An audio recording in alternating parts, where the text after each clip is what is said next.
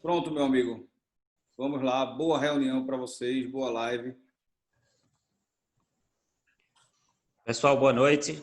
Eu sou o Luiz Andrade, sócio e assessor de investimentos da Veneza Investimentos, escritório de agentes autônomos credenciados a XP Investimentos.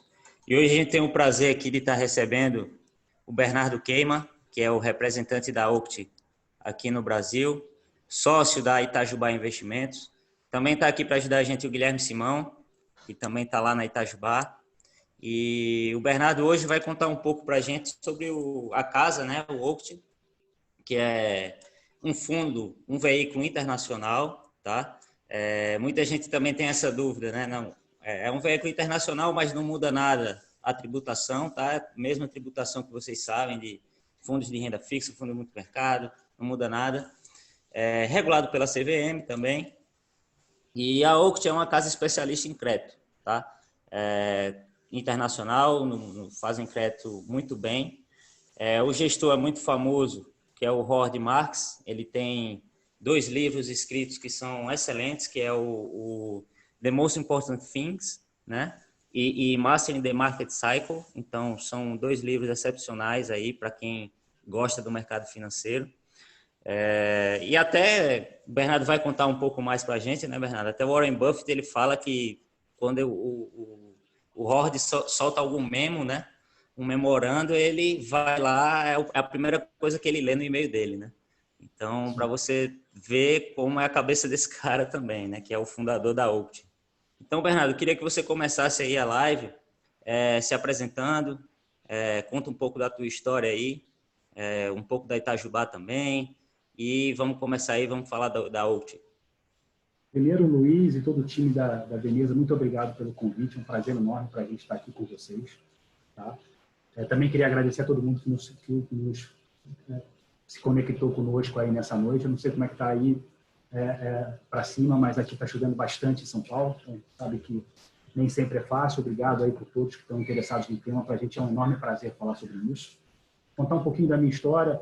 Eu comecei minha carreira em investimentos lá em 99, no Grupo Icatu, na Icatu Investimentos.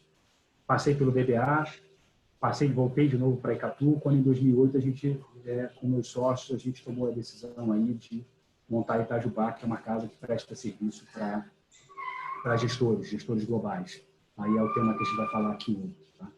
A minha formação, só para vocês entenderem, eu sou formado em administração, tenho mestrado em finanças lá pela PUC do Rio de Janeiro. Então, eu sempre trabalhei no mercado financeiro, já são quase mais de 20 anos. Então, esse é o meu dia a dia, é o que a gente gosta de fazer, né? A gente tem que buscar fazer o que a gente gosta. Então, investimentos, para mim, é um negócio super importante. O que a gente vai falar aqui, só um minutinho. Coisas de home office, vamos lá. O que a gente vai falar aqui é de Oct. Eu vou passar um pouco a apresentação para vocês, passar alguns slides, não vou passar toda a apresentação para a gente reservar um tempo para a gente poder conversar no final, tirar as dúvidas. A gente entende que esse tema, investimentos internacionais, é um tema importante, é um tema que está vindo muito para a pauta. A gente vê aí a XP fazendo um trabalho brilhante, que é fomentar e buscar essa internacionalização dos investimentos. A gente vai falar um pouco por que isso é importante.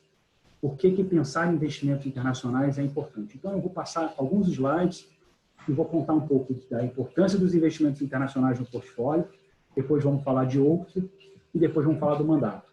E, por favor, Luiz, acompanhe aí, se alguém tiver alguma dúvida, mandar pelo chat, enfim, coordene aí e veja os pontos importantes para a gente parar e conversar sobre eles. Tá? Então, se vocês me permitirem, eu vou dividir a minha tela com vocês. Deixa eu só colocar aqui para todo mundo ver da melhor forma possível. Todo mundo vendo aí, Luiz, você está vendo perfeitamente? Tudo ok, está ótimo, Bernardo. Primeiro, vamos falar de por que pensar em investimentos internacionais. Tá? Eu acho que todo mundo, pelo menos o mercado financeiro e alguns investidores, ficaram um pouco preocupados com a fotografia de março. Mas a fotografia de março, ela concordo que ela não foi uma fotografia fácil de olhar, né? Muita gente estava começando a incrementar ou ampliar sua parcela de risco nos seus portfólios e, de repente, a gente viu ali uma crise no Brasil parecendo uma crise tripla, né? Uma crise na parte sanitária, uma crise na parte fiscal / econômica e uma crise política de coordenação das atividades para enfrentar os dois lados dessa crise. E, obviamente, muita gente falou, agora eu tenho que correr para a internacionalização, eu tenho que pensar em diversificar meus investimentos, investir no Brasil e fora do Brasil, mas a gente acha que o filme por detrás é muito mais importante. Tá? Muito mais importante por quê? Porque você tem aí a taxa de juros no Brasil. E a taxa de juros vem caindo, consequentemente, vem caindo bastante nos últimos anos, e tem um consenso de mercado, que é importante para os investidores entenderem, que ela vai ficar nesse patamar por um bom tempo. Então, o que significa esses juros baixos por muito tempo? É que os investidores vão ter que pensar em construção de portfólio, vão ter que pensar como é que eu monto o meu portfólio, porque ficar somente na renda fixa, tendo o último dado do Focus é que você olhando a inflação mais a Selic, você vai ter 0,4, 0,5, 0,3 de juros real. Isso, para qualquer um, é muito difícil viver de renda com isso, é muito difícil alcançar os objetivos, tanto de aposentadoria como de poupança. E aí, a gente vai para um outro lado que é muito importante, que a gente vê tanto a XP quanto a Veneza tomando liderança nisso, que é como é que eu otimizo o meu portfólio. E aí tem uma pessoa muito famosa que eu gosto de citar, que é Markowitz. Foi um cara que ganhou um prêmio Nobel em finanças na década de 70, em economia, e ele falava que em finanças você tem um free lunch, um almoço grátis. E esse almoço grátis é diversificação. Com diversificação, você consegue ter mais retorno com menos risco, porque os ativos ou seus investimentos andam de forma diferente e aí vai um anulando o outro, mas se todos eles têm ganhos, acaba sendo um ganho melhor, porque você tem que estar incorrendo em menos risco. Eles andam de forma diferente ao longo do tempo. Então, isso é um pouco do que a gente vai falar aqui e é o que eu vou passar para vocês nessa primeira parte da apresentação. Tá? Primeiro, a Selic, a gente já falou, está em 2,25, está todo mundo ligado nisso. Semana que vem a gente tem reunião de Banco Central e você vai ver, muito provavelmente a gente vai ver para baixo disso. O que torna importante? O que torna importante é pensar sobre portfólio. Então, aqui a gente fez um exercício, que é um exercício bastante interessante para os investidores observarem o benefício de você colocar uma diversificação geográfica no portfólio. Hoje, o portfólio moderado da XP, tá, ele indica 16% para o exterior. Acho que até aumentou um pouquinho agora nos últimos meses, foi para 18%.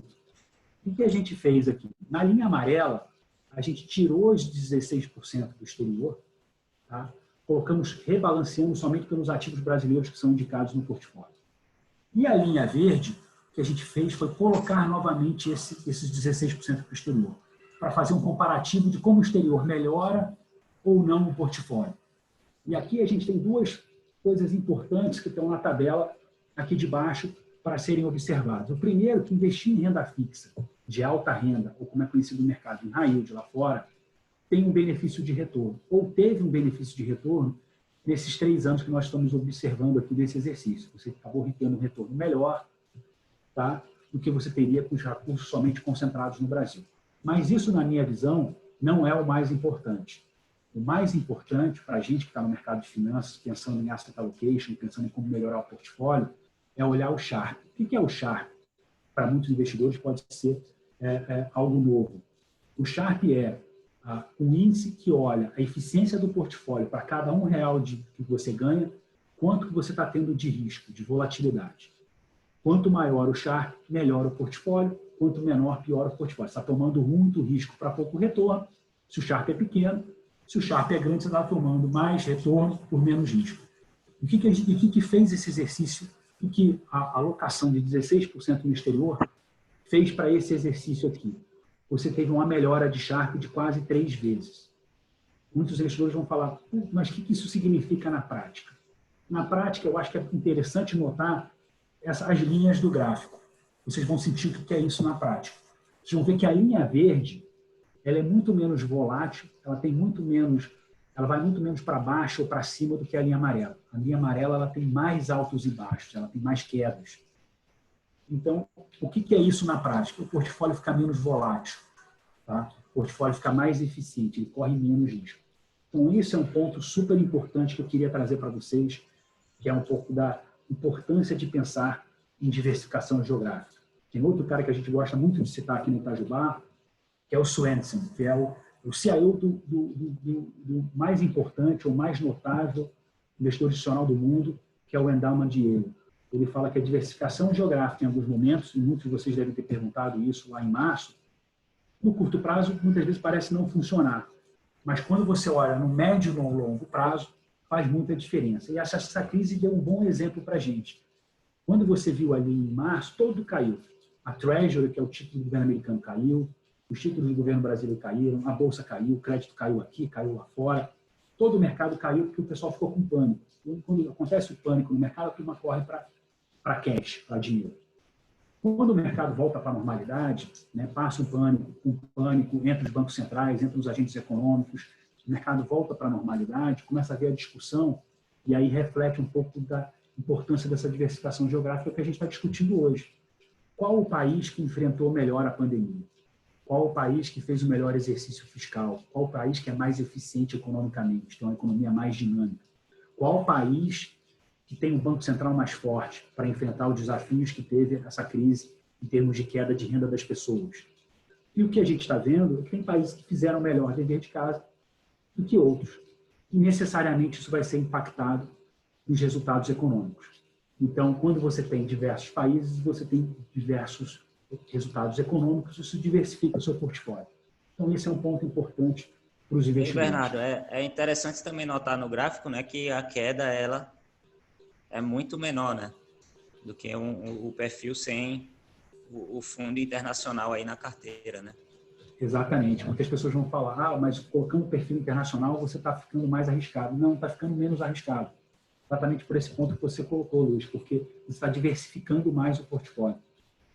E aí é muito contraintuitivo para muitas pessoas que você falar, eu posso colocar um negócio mais arriscado, que se ele anda diferente do que eu tenho no portfólio, meu portfólio vai ser menos arriscado, porque vai diminuir a volatilidade do meu portfólio, porque eles vão andar em diferentes posições ao longo do tempo. Então, acho que a gente que está no mercado financeiro, os assessores e os investidores devem fazer esse exercício, porque é um exercício interessante olhar o portfólio com a lógica da máxima de Markowitz. Vamos pegar esse almoço grátis que está na mesa, o almoço grátis é diversificação. Tá? Exato. Diversificação E também, Bernardo, muita... acho que você falou muito bem aí, né, dos países, né? Cada um teve sua lição, cada um trabalha de um jeito, né? Com essa crise do corona, alguns melhores que outros. E a gente vê que, por exemplo, aqui no Brasil, que a gente tem sempre uma crise política, né? A gente tem sempre algum barulho aí que faz as bolsas caírem, como foi, por exemplo, no Joesley Day, né? E se você tinha uma parte do portfólio internacional, com certeza você ia ter protegido bem da queda, né? Num momento como esse, até porque os Estados Unidos também, nesse período, estava crescendo muito bem a economia lá, né? Exatamente. Você falou um negócio super importante, Luiz, porque cada país tem sua dinâmica própria. Cada país tem os seus desafios. A gente aqui já teve o Joesley Day, agora a gente está tendo a discussão da reforma fiscal, vamos ter a discussão da reforma trabalhista, tivemos a reforma da Previdência, lembra quantas vezes agora vai a reforma da Previdência, não foi, o mercado ia para lá, ia para cá. Essas são as dinâmicas do Brasil. Os Estados Unidos têm as suas dinâmicas, o Japão tem as suas dinâmicas, e quem melhor gerencia essas dinâmicas, o mercado financeiro, obviamente, acompanha isso. Então, quando você tá linkado a somente uma dinâmica, que é a dinâmica brasileira, você vai sofrer mais, porque todos os ativos no Brasil, por melhor que você faça diversificação no Brasil, você aprovar ou não uma reforma da Previdência, você ter ou não um presidente caindo ou ficando, como foi o caso do Joesley Day, vai influenciar todos os ativos no Brasil. Mas os Estados Unidos não tem nada a ver com isso. Os Estados Unidos vai ser outra dinâmica, pode ter sido um Twitter do Trump, pode ter sido outras coisas, mas são outras interações, são outras dinâmicas. Isso é o que faz bem para o portfólio, você ter coisas diferentes. É aquela máxima, né? Não coloque todos os seus ovos numa única cesta. E finanças é a mesma coisa. Exato. Seguindo aqui na apresentação, eu vou contar um pouco para vocês de Oaktree. Então, a gente já falou um pouco da importância de pensar na diversificação global. Agora, vamos falar quem é Oaktree, quem é essa casa. Eu gosto de apresentar a Oaktree. A Oaktree ela é uma boutique de gestão. Por que essa definição? A gente viu várias boutiques de gestão surgir no Brasil, eu queria usar isso como uma proxy. né? Que eram pessoas que... Quais foram essas boutiques de gestão que surgiram no Brasil? Várias delas provavelmente estão no portfólio de vocês. Eram pessoas de muito sucesso em grandes instituições financeiras, em grandes casas de gestão, tomaram uma decisão na vida de montar a sua própria empresa, de criar uma boutique que fosse alinhada e preocupada com os investidores finais, tivesse como foco único uma estratégia, uma asset class ou algumas poucas estratégias, tivesse uma preocupação com o investidor final. É isso que a Oaktree se propôs a fazer 25 anos atrás. Então, o Howard Marks e o Bruce Cash, como o Luiz falou, estavam numa grande instituição financeira nos Estados Unidos. O Howard começou a trabalhar no Citibank.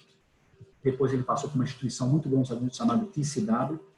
Quando eles, lá em 95, já trabalhavam juntos há quase 10 anos, tomaram a decisão de fundar a Oaktree. Então, a Oaktree começou em 95. É uma boutique de gestão. As pessoas falam, mas tem 110 bilhões de dólares. Né? Uma casa gigante.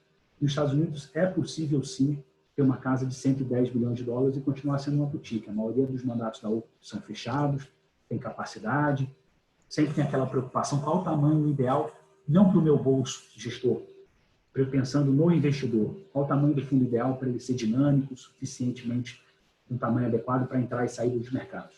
Então, essa é a preocupação da Oaktree.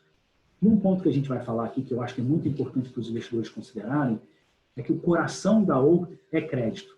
E é crédito que a gente vai falar aqui. Tá? Então, crédito é o motor da Oaktree. Vocês podem ver aqui por esse gráfico de pizza abaixo. É o principal da Oaktree. E a Oaktree é uma casa que a gente chama institucionalizada. Tem quase todos os fundos de pensão americanos. Então, a barra de qualidade dela é muito alta. São quase 1.000 pessoas trabalhando em 19 cidades, 14 países. É uma casa efetivamente global, sendo que dessas 1.000 pessoas, quase 300, um terço dessa turma, é focada única e exclusivamente em fazer investimentos. Então, esse é um ponto super importante que mostra a robustez que essas casas internacionais possuem lá fora, dado o tamanho dos mercados. É possível ter isso porque o mercado é grande. Tá? Indo para quem é Oaktree, a Oaktree também é muito famosa, e acho que o Luiz colocou bem, por conta dessa figura aqui, que é o Howard Marks. O Howard esteve conosco aí em março, numa live com a turma da XP, atraiu a visão de quase 60 mil investidores. Agora teve na penúltima sexta aí, na Expert, né, numa live também, que teve vários pontos interessantes. Quem não viu, eu super indico a assistirem a live do Howard, que ele fez junto com o Benny, que é o head do Private da XP, e atraiu quase 100 mil pessoas ao vivo para assistir o Howard lá na sexta-feira, no dia que ele apresentou na XP. E por que o Howard é tão famoso? Porque muitas pessoas param para ouvir o que ele tem para falar. Primeiro, porque ele tem muita experiência, ele faz isso, ele investe em crédito desde 78, tá? Ele começou a carreira no Citibank, como eu falei, então ele faz há muito tempo o que ele gosta de fazer, há 51 anos ele vem fazendo crédito. Ele também é muito famoso por algumas coisas que o Luiz colocou, né? Ele é um cara que escreve muito bem, tem uma disciplina muito forte de colocar no papel seus aprendizados, o seu processo de investimento, o que está preocupando ele. E essa disciplina, que ele já faz há muito tempo, isso são os famosos membros do Howard Marks, atraiu uma legenda de fãs, né? uma legião de fãs, na verdade, caras do calibre de Warren Buffett, como você bem citou, Luiz. E o Howard é muito famoso pelas suas frases. Então, muita gente o compara como sendo um dos caras mais importantes de crédito, da mesma forma que o Warren Buffett é para a Bolsa. E o Howard ele é considerado um velho investor tradicional. O que é isso? Um cara muito preocupado com o valor intrínseco das coisas, qual é o valor real das empresas. Então, o Howard, eu gosto muito de citar essa última frase aqui do slide, que o Howard muito fala, que é o seguinte: ter sucesso em investimentos não é comprar coisa boa, é comprar bem. Muitas vezes você compra uma empresa ótima, de ótima qualidade, muito boa, mas está num preço que dali para frente não vai te levar para muito lugar. Então, a preocupação da Oaktree é saber, será que essa empresa está com um valor justo? Olhando daqui para frente, ela vai te gerar retorno? A gente chama de uma análise bottom-up, que são os fundamentos da empresa. Então, essa é a filosofia de investimentos da Oaktree. E aí, já entrando na filosofia da casa, como é que essa filosofia do Howard vai para a Oaktree? Tem outra frase muito importante que eu gosto de citar, porque quando a gente pensa em crédito, a gente está falando de renda fixa. E qual é o significado de renda fixa? Você tem uma renda fixa para ganhar, um capital para perder. Então, a seleção do crédito que é essa frase do Howard, se você evitar os perdedores, os ganhadores levarão seu portfólio para um outro patamar, é exatamente isso. A preocupação número 1 da Octo é evitar os perdedores, é evitar as empresas que não vão fazer corretamente o serviço do crédito, não vão pagar as suas dívidas. E só uma coisa interessante também, Bernardo, que eu acho que é bom a gente pontuar, é que muita gente anda dizendo que a renda fixa morreu, né? Mas não é bem assim. Você está falando aí é de renda fixa, né? Você está falando de crédito privado, lógico que tem riscos, né? Mas é renda fixa isso aí, né? Exatamente. É um ponto que você colocou. Tem risco, sim. A renda fixa lá fora tem volatilidade. A gente viu que a renda fixa no Brasil também tem volatilidade. Eu acho que a volatilidade da renda fixa no Brasil é positivo. Muita gente viu como negativo, mas é positivo. É demonstração que o mercado está evoluindo. Porque, pensem bem, a renda fixa deveria ter, numa menor intensidade, como tem nos mercados desenvolvidos, uma volatilidade parecida com a volatilidade da Bolsa. E por quê? Porque na renda fixa, quando você está falando de renda fixa de créditos corporativos, a espinha central são balanços de empresas, ou para pagar a dívida, ou para ter um bom equity. Então, quando você tem uma deterioração do cenário econômico, as empresas estão perdendo faturamento, ou perdendo margem, esse tipo de coisa, prejudica tanto o detentor do crédito quanto o detentor do equity. Só que o crédito, você é sênior, quer dizer, você tem garantias para isso, você tem um prazo menor, né, um prazo de 2, 3, 4 anos do seu crédito, e o equity é uma perpetuidade, você é sócio da empresa pelo tempo que for, quer dizer, você só sai do equity se você vender para uma outra pessoa, né? Então, essa é uma diferenciação importante que as pessoas vão começar a entender essa lógica, e você tem várias rendas fixas. Você tem a renda fixa high grade, que são os títulos de alta qualidade. Você tem a renda fixa de non-high grade, que paga mais high yield, que fala lá fora, que paga mais yield, porque a qualidade é um pouco menor. Então, nos Estados Unidos, você tem várias gradações de renda fixa. E a Oaktree foca seus esforços na renda fixa que não é high grade, a renda fixa onde tem mais oportunidades, tanto de ganhos quanto de perdas. E aí que um bom gestor faz muita diferença. E também, Bernardo, só te pontuando também aí, que a gente tem uma diferença entre o high yield daqui e o high yield lá fora, né?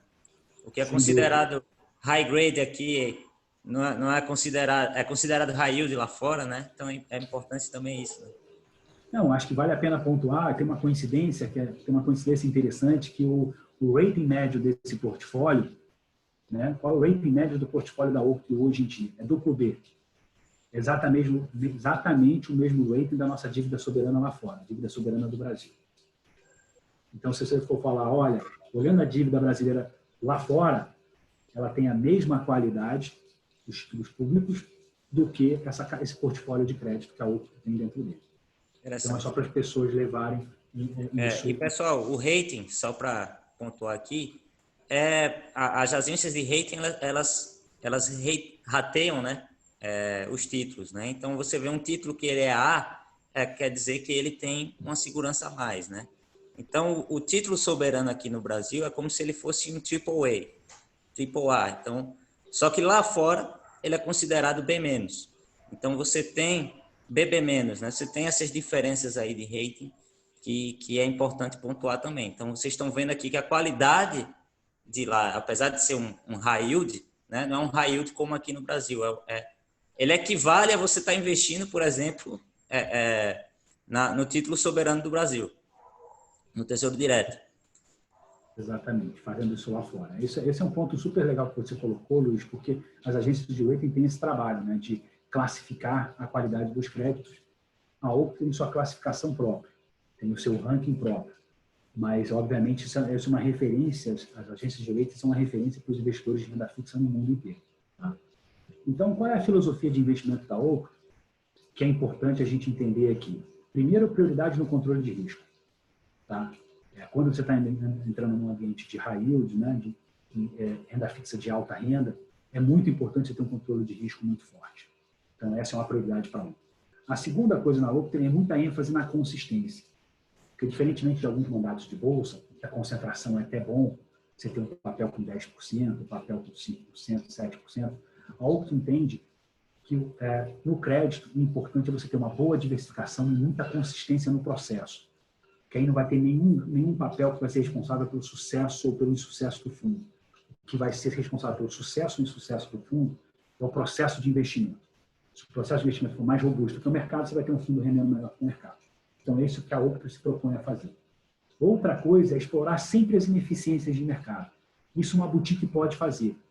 Não uma grande casa que tem trilhões de dólares, mas uma boutique que tem 3 bi, 10 bi sob gestão, num fundo específico, pode explorar essas ineficiências, porque ele tem um volume financeiro menor e ele tem, obviamente, mais capacidade de entrar e sair com mais rapidez. Então, a Octrio se aproveita muito disso no seu processo de investimento. E outra coisa que a Octrio não faz, e aqui não tem certo ou errado, tá? Ela não é uma gestora top-down, que olha previsões macro, que olha market time. Eles olham o valor intrínseco das empresas, bottom-up, para achar quais são as distorções de preço e onde é melhor estar investido. Então, é isso que eu queria passar para vocês sobre o Octrio, e eu vou focar aqui quais são as vantagens competitivas da casa. Então, primeiro, histórico muito longo e diferenciado. Time que joga junto há mais de 35 anos. Muito experiente. Essa não vai ser nem a primeira nem a última crise desse clube. Segundo, um time super especializado. Eles só fazem isso. Uma casa focada. Não é que tem 10 mil produtos, 10 linhas de negócio. Eles são focados em crédito. Então, o que a gente está falando aqui é o coração da Octrio. É o que quer dizer o sucesso ou o insucesso da empresa no longo prazo. Então, tem uma atenção mais que especial para com isso. E outra coisa que a gente já falou várias vezes, que é essa abordagem fundamentalista. E aí, obviamente, tem gente que gosta, tem gente que não gosta, que não tem certo ou errado. Mas, particularmente na Itajubá, a gente acha que a abordagem fundamentalista, nesse ambiente atual, a gente tem que separar o jogo do trigo, tem muita volatilidade, pode fazer diferença. O gestor ativo pode saber separar o que é bom e ruim, e é algo que tem um longo histórico de sucesso nisso. Corrobora para o nosso ponto. Tá? Vamos falar, então, o que a gente montou, o que a gente trouxe para o Brasil, o que foi construído aqui, que está disponível na plataforma da XP. Vamos falar do mandato em si, que é importante. Primeiro, que é uma pergunta que você bem colocou no início, Luiz, como é que é investir internacionalmente estando no Brasil? Como é que isso é possível? Tá? A gente chama essa estrutura de estrutura de fundo espelho. O que é estrutura de fundo espelho? São fundos no Brasil que investem 100% num outro fundo lá fora. Então, o que esse fundo faz? É replicar um fundo que existe lá no exterior. E a gente construiu aqui um fundo que replica exatamente isso, para não ter nenhuma inconsistência, nenhuma chance de caminhos errôneos, porque o fundo no Brasil respeita exatamente a regra de resgate do fundo lá de fora, respeita a regra de aplicação, e nesse fundo a gente não incorre toda a estratégia para esse fundo, eu vou mostrar mais para frente, uma estratégia redeada, uma estratégia que não incorre no risco cambial. E esse risco cambial não é gerenciado no Brasil, é gerenciado lá fora pela Octrio e pelo seu administrador. Então, o hedge é feito lá fora, que acaba sendo um mercado mais profundo, tá? E você consegue ter melhores preços para fazer o hedge. Então, você acaba ganhando algum dinheiro com isso, que hoje acaba trazendo os bons resultados para o fundo. Tá? Então, o que o fundo é de fato? Então, ele é um fundo que é redeado para a BRL, tem uma boa liquidez, isso é importante mencionar, porque muitas vezes as pessoas confundem com high yield no Brasil. Lá fora, esses mercados são muito profundos. Então, esse fundo pode fazer aporte todos os dias, resgates uma vez por semana, às segundas-feiras. Você tem o seu dinheiro de volta, 9 dias corridos você tem a cota, 3 dias úteis depois você tem o financeiro. Então, se as pessoas se organizarem, em menos de 15 dias, você tem o financeiro na sua conta. Outro ponto importante, a gente está falando de renda fixa de alta renda, high yield. Então, o objetivo de retorno, obviamente aqui não é uma promessa, o objetivo de retorno é dar CDI mais 500 pontos no longo prazo. Lá fora, esse fundo busca dar LIBOR mais 400 a 600 pontos, que é um índice de referência dos mercados, nos mercados lá fora. Aqui a gente traduziu isso para CDI mais 500 pontos. Aí você pergunta, Bernardo, como é que está esse portfólio hoje? Uma referência importante para portfólios de crédito é quanto é que está o carrego. Quanto é que está aquela renda fixa?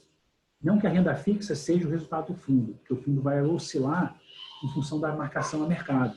O mercado melhorando tem chance do fundo andar melhor, o mercado piorando tem chance de andar um pouquinho pior. Mas qual é o carrego? O que tem intrínseco nesse portfólio? Se você levasse hipoteticamente até vencimento, estaria rendendo esses ativos. 7,3% é a média do fechamento de junho. Tá? Qual é a duration desse portfólio? Qual é o prazo de duração desse portfólio hoje? O prazo médio, 2,9 anos. E tem mais ou menos 500 papéis. Então, essa é uma referência importante do mandato. Outra coisa, o time. Esse fundo ele é gerido pelo CIO da Oaktree. Então, é a pessoa mais importante. Ei, Bernardo, é importante também, né? Então, o fundo ele não tem oscilação, né? Do dólar, né? Então, perfeito. Ele não é afetado. E você está falando aí de um carrego aí de 7,3%, né? Que dá... Hoje a gente tem uma renda fixa aqui no Brasil de 2,25%. Então, você vê aí que... E é diário, né? Então, você não corre o risco cambial aí nesse fundo e você tem aí uma taxa de carrego de mais ou menos 7% ao ano, com juros aqui no Brasil de 2,25%, né? Então, você vê aí que realmente é uma oportunidade bem interessante aí para se ter no portfólio também. Exatamente. Hoje o carrego do fundo está ao redor desse CDI mais 500 pontos mesmo. Então, esse 500 pontos significa que o CDI está 2, dá 7 e alguma coisa. Então, essa é um fundo, é uma renda fixa de alta renda. Qual é o risco disso? Você colocou qual é o risco dessa renda fixa de alta renda? Só fazendo um paralelo com o risco que as pessoas conhecem, o S&P lá fora é o dobro de risco da renda fixa de alta renda, a renda fixa high yield. Então, a volatilidade da S&P lá fora está gira ao redor de 12%, 13%. Né? A renda fixa de alta renda lá fora gira ao redor de 5%, um pouco menos da metade da volatilidade da Bolsa, ou metade do risco da Bolsa. Tá? Quando você olha a volatilidade como um parâmetro de risco. E qual é a volatilidade desse fundo aqui no Brasil? O histórico dele é de 3% a 4% de volta. Tá? Então, esse é um ponto importante para as pessoas entenderem um pouco como é que a gente olha risco. Volatilidade é um bom parâmetro de risco para você olhar esse tipo de fundo. O time de gestão, esse é um ponto importante, porque quem está por trás da gestão do fundo? Quem faz a gestão desse fundo? São quase 100 profissionais que estão ligados à gestão desse fundo, sendo que os dois principais dele, o Howard Marks e o Bruce Cash, são os dois controladores, estão ligados nesse mandato. O Bruce Cash é o PM, é o gestor desse mandato e é o CIO da Oaktree. Então, esse é um negócio bastante importante. O que esse fundo se propõe a fazer? Tá? Esse fundo se propõe a ser o que a gente chama de um multimercado de crédito. Não é um multimercado como a gente conhece aqui no Brasil, que tem visão macro, Ele é um fundo tradicional de renda fixa, de crédito. O que ele tem no portfólio? Crédito corporativo, crédito de empresas, só que diversos instrumentos diferentes. E caixa. E esse fundo ele busca ser melhor do que um high yield lá fora, porque ele investe em instrumentos diferentes, em geografias diferentes. Esse eu acho que é o ponto principal do mandato. E como é que esses créditos corporativos entram nesse portfólio? Através de uma lente que a Oaktree olha esses 8 principais fatores para fazer o seu ranqueamento, ou o seu rating interno, o que a gente chama no mercado financeiro do credit score de cada uma dessas companhias. O que é isso? Eles olham o risco da indústria, o risco da companhia, o risco da gestão, quem é que toca a empresa, quem são os donos da empresa, quais são as coberturas, quais são as garantias, flexibilidade, estrutura de capital. É assim que se dá crédito. Então, vocês vão ver, né, que é um pouco parecido quando vocês veem algum gestor de bolsa falando.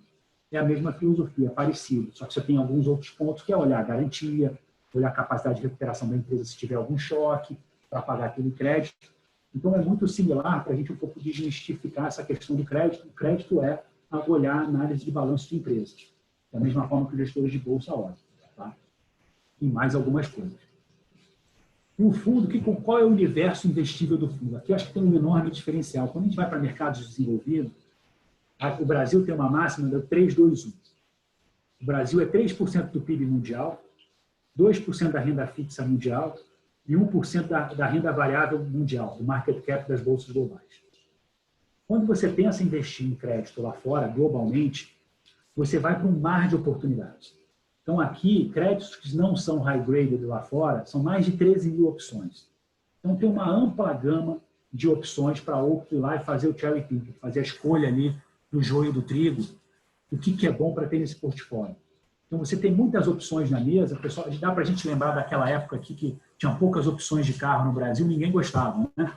Puta, é muito ruim, Aqui é a mesma coisa, tem muita opção na mesa, dá para achar ativo, bom, dá para fazer um bom portfólio, é o que a gente vai ver mais para frente. Tá? Indo para que esse fundo opera? Como eu coloquei, esse fundo opera crédito corporativo. Esse é a espinha dorsal desse mandato. E o que tem no crédito corporativo? Quais são os mercados que eles operam? Primeiro tem os mercados core, são mercados muito profundos nos Estados Unidos, são mercados de mais de $1 trilhão, tá? Que é basicamente representado pelo High Yield e Senior Loans. High Yield são parecidos com as nossas debêntures aqui, Senior Loans são os empréstimos de curto prazo que tem uma garantia de um ativo real. Tá? Do outro lado são as estratégias alfa. Por que alfa? Porque onde a Oaktree, ela entende, ela tem uma capacidade de gerar um diferencial de rentabilidade frente aos respectivos benchmarks. Então, aí tem crédito corporativo imobiliário, crédito corporativo estruturado.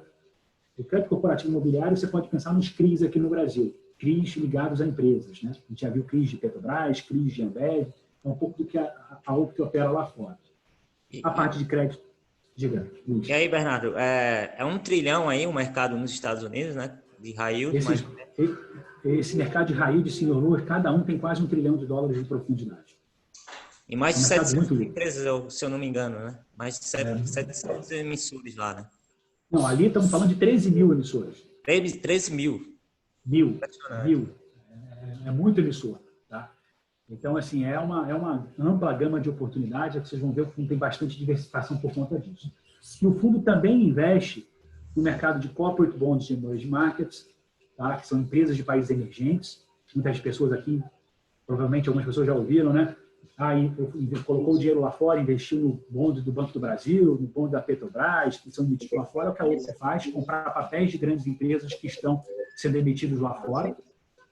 E também a parte de convertibles, que nada mais é do que são aquelas debêntures conversíveis. Eu não sei se algum de vocês já comprou essas debêntures. É um debênture que normalmente tem um yield menor, mas você tem um upside do equity da empresa. Como é que vai indo a parte da ação da empresa. Tá? E aqui é um pouco para mostrar para vocês o longo histórico da Oaktree nesse setor.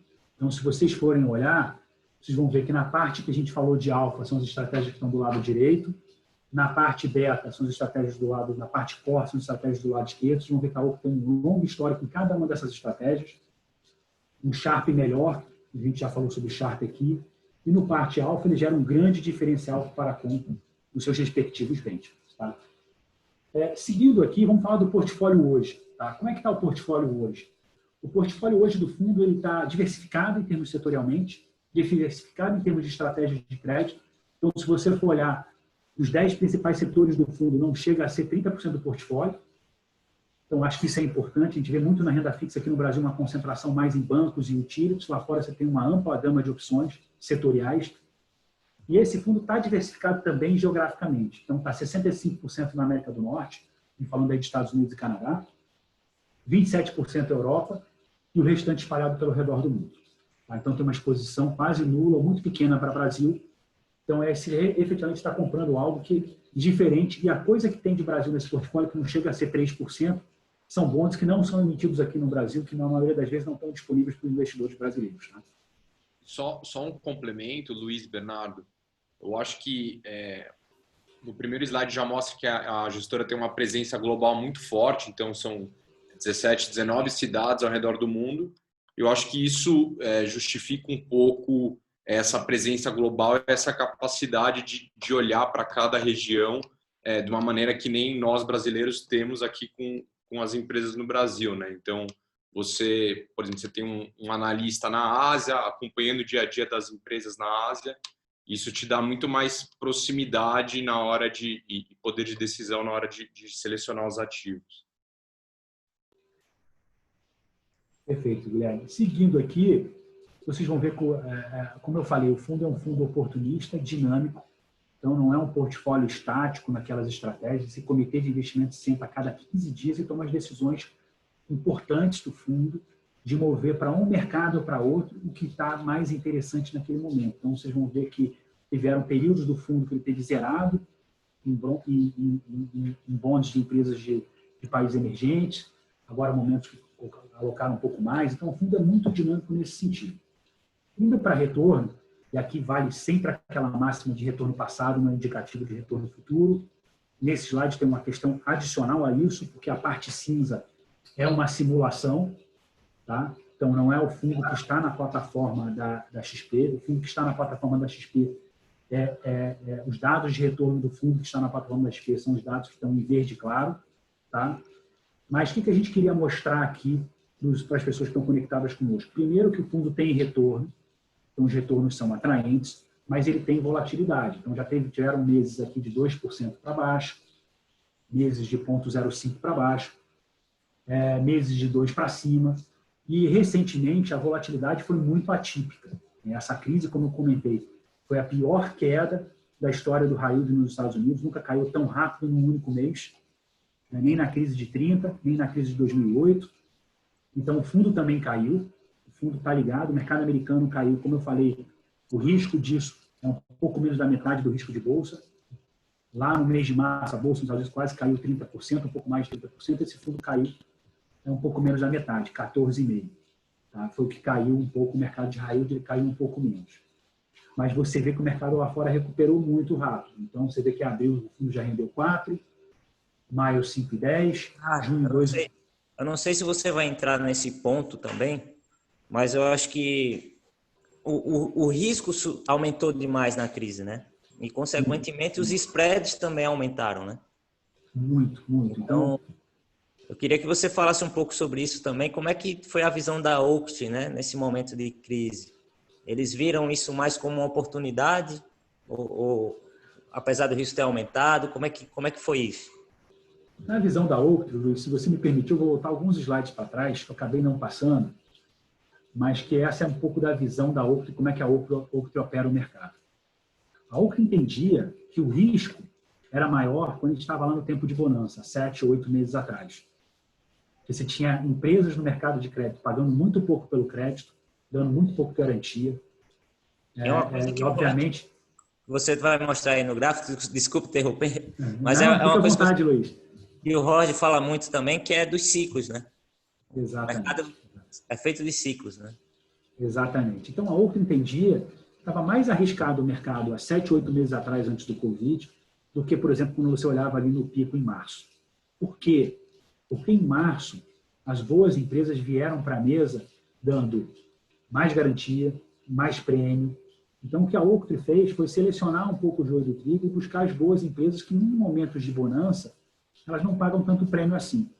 Então, eu brinco que o primeiro telefone que tocou meu aqui foi o telefone da Oaktree falando, olha, a gente está vendo uma boa oportunidade de mercado. Nunca tive a oportunidade de comprar coisa tão boa, tão barata no mercado de high yield. E se você for olhar os números aqui, né, me desculpem o vai e vem, foi um pouco do que aconteceu.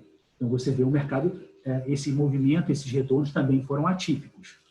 Você render 4% em abril, 5,10% em maio, 2,94% em junho, e agora em julho, Gui, você tem os números aí na cabeça? É um pouquinho acima de 2, desculpa, 2,06. Estão rendendo acima de 2 em julho, são retornos muito fortes. Então, assim, acho que o investidor, e a gente viu isso também no Brasil, isso também foi um negócio bastante interessante, que a gente vê que essa taxa de juros baixa vem sendo muito benéfica para a questão de comportamento dos investidores, né? Porque não tem mais aquele porto seguro da renda fixa, né? Então, o que a gente viu nesse fundo foi que esse fundo começou o ano com 70 milhões de reais, o fundo dedicado a pessoas físicas, a estratégia já tinha quase 400 milhões de reais no Brasil, mas o fundo dedicado a pessoas físicas tinha 70 milhões de reais, e a gente está fechando agora o mês de julho próximo de 300. E todo esse fluxo de pessoas físicas veio depois de março, de pessoas entendendo e vendo uma boa oportunidade. Então, acho que o Howard conseguiu transmitir bem, tanto em março, quando ele fez lá a live, que ele falou, olha, estou vendo muita oportunidade na mesa. Eu diria que hoje, Luiz, a Oaktree está vendo menos oportunidade, está mais preocupada. A recuperação foi muito forte para a fraqueza econômica. Mas o Fed vem sustentando isso, e é difícil brigar contra o Fed, né? O Howard fala muito isso, né? Brigar contra o Fed não é bom. O cheque dos caras é muito grande. Mas, obviamente, a Oaktree está mais preocupada agora, está vendo menos oportunidades agora do que viu em março. Tá? E aí, Bernardo, eu queria também que você falasse um pouco dessa... Você falou do Fed aí, que é uma verdadeira bazuca, né? Don't fight the Fed, né? Os caras inundaram o mercado aí de de dinheiro e acho que eu havia até um gestor falando também que parece que havia mais dinheiro do que bonds disponíveis para venda no mercado. Tão distorcido que estava o negócio. Mas assim, querendo ou não, né, a gente pode dizer que os spreads fecharam agora, né, depois dessa bazuca aí. Consequentemente, a gente pode dizer também que o risco das empresas diminuiu, né? Porque diminuiu um pouco. Eu acho que enquanto o Fed estiver presente, esse risco é menor, mas existe uma fraqueza econômica do outro lado. Então, a gente acha que mais do que nunca agora, você selecionar um bom gestor, ter um bom assessor, diversificar o portfólio é mais importante do que foi no passado. Porque os experimentos econômicos que estão sendo feitos agora, a bazuca do Fed, a bazuca do Banco Europeu, são experimentos que nunca foram feitos, né? Todo mundo que está ligado a esse mercado, estudou economia e está dentro desse ambiente, entendia-se, um entendimento de quase 30 anos, é que você não podia mexer na curva longa, você não podia imprimir dinheiro. A turma está imprimindo dinheiro, mexendo na curva longa, obviamente num benefício de minimizar essa crise. Acho que está todo mundo feliz com isso, não tem ninguém que fale contra, acho que eles estão fazendo a coisa certa. Mas como é que vai ser o mercado financeiro, como é que vai ser depois disso, é importante ter diversificação. Você vê o Ray Dalio falando que cash is trash, quer dizer que dinheiro não tem valor, porque pode vir uma inflação por aí.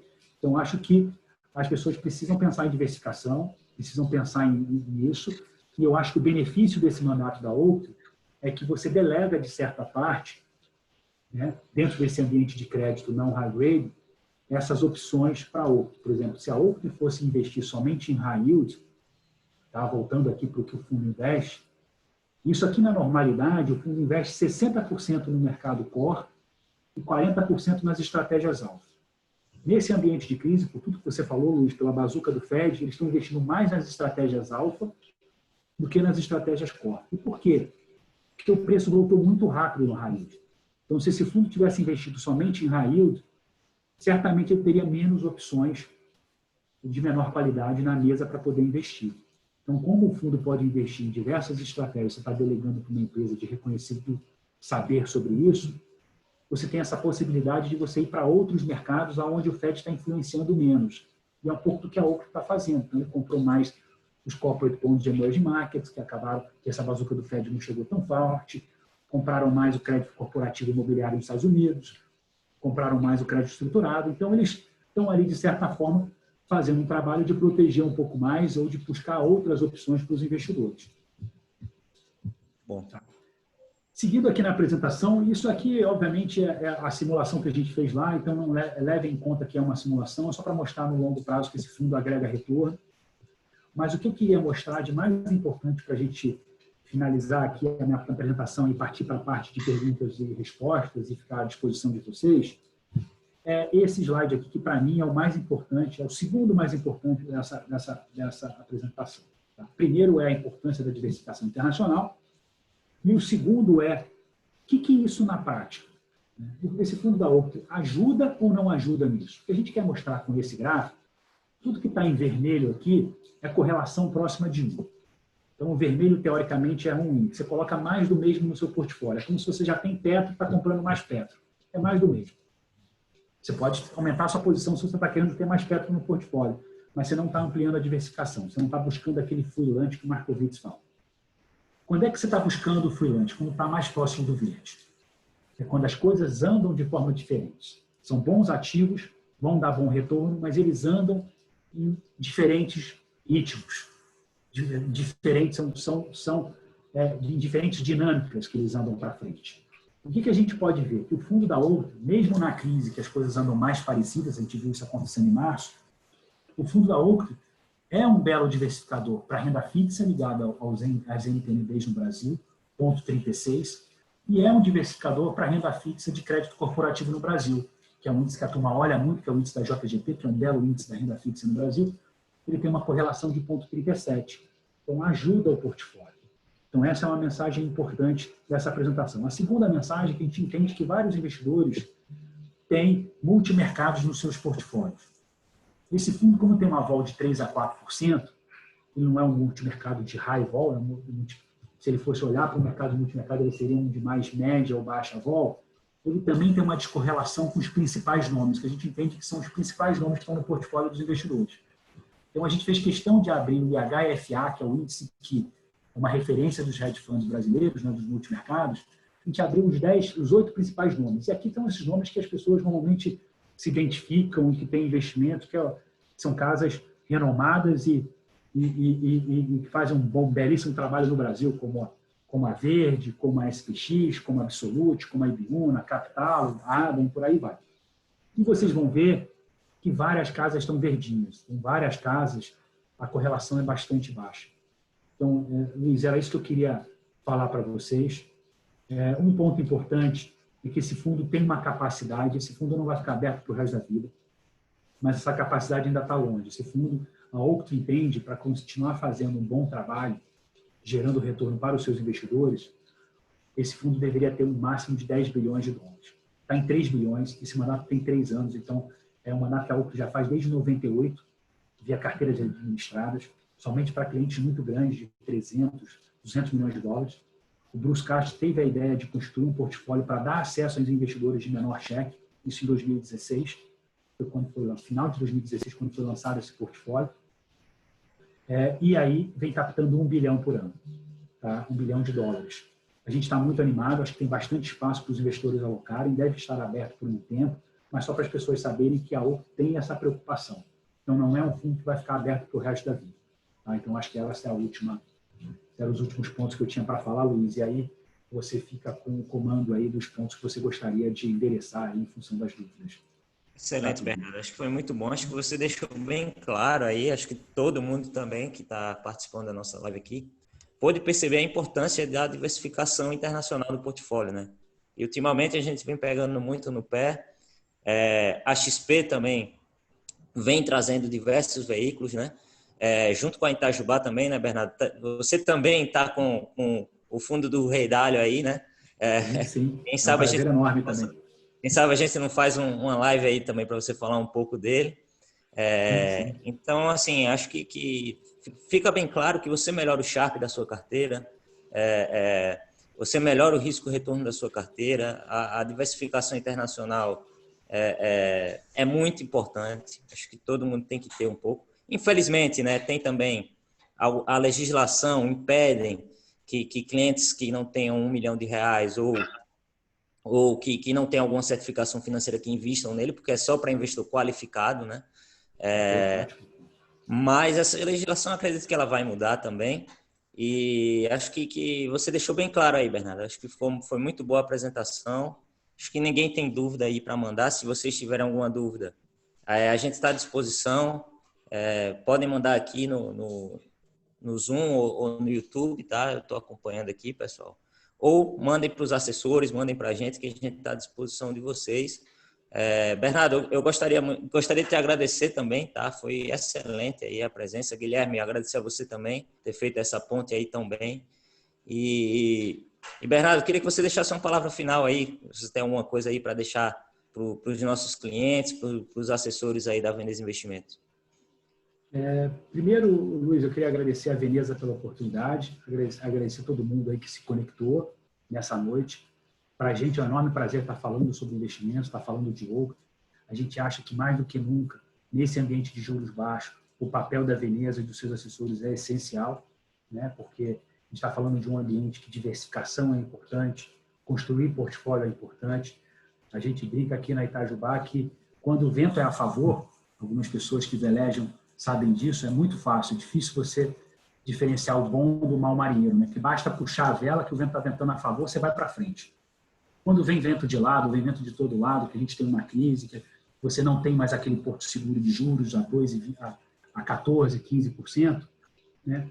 A diferenciação vem para a mesa. O bom trabalho, a boa assessoria, a boa construção do portfólio e, obviamente, essa máxima de Markowitz, que é aproveitar esse almoço grátis de diversificação, vai se tornar uma constante no portfólio dos investidores. Eu acho que quem fizer isso primeiro vai estar adentrando uma nova fronteira que os brasileiros ainda não cruzaram. E a gente tem um home bias, quer dizer, um viés doméstico muito grande no Brasil, mas se você olha até o mercado americano, que é o maior mercado do mundo, né? A gente falou a regra do 3-2-1 no Brasil, nos Estados Unidos é exatamente o contrário, é 30%, 40%, 50% do market cap de tudo, né? De renda fixa, de bolsa. Os americanos investem 30% fora dos Estados Unidos, por esse benefício que a gente está falando aqui no começo da apresentação. Então, hoje, quando você olha os dados da Ambima, que tem 1% no exterior, a gente vê que tem um mar de oportunidades para melhorar o portfólio dos brasileiros. Então, a gente vê com muito bons olhos, a gente admira muito o trabalho que a XP vem fazendo nesse sentido de puxar essa bandeira da internacionalização, mostrar para os investidores brasileiros a importância disso, e a gente entende e confirma que, mais do que nunca, é realmente um momento para olhar para isso. Então, contem conosco, é um prazer. Vocês entendendo que é positivo, a gente certamente vamos aceitar novos convites. Um prazer enorme estar com vocês. Obrigado aí e deixo aí um grande abraço a todos. Pessoal, vamos encerrar aqui. Sigam a gente tá lá no Instagram, Veneza Investimentos. A gente está com o nosso canal no YouTube também. Precisando, entre em contato com seus assessores, mandem mensagem para a gente que a gente está sempre à disposição de vocês. Um grande abraço para todo mundo, uma boa noite. Bernardo, mais uma vez, obrigado. Guilherme, obrigado também. Boa noite aí para vocês. Boa noite a todos aí. Foi um grande prazer. Até mais. Boa noite. Valeu, pessoal. Muito obrigado. Um abraço.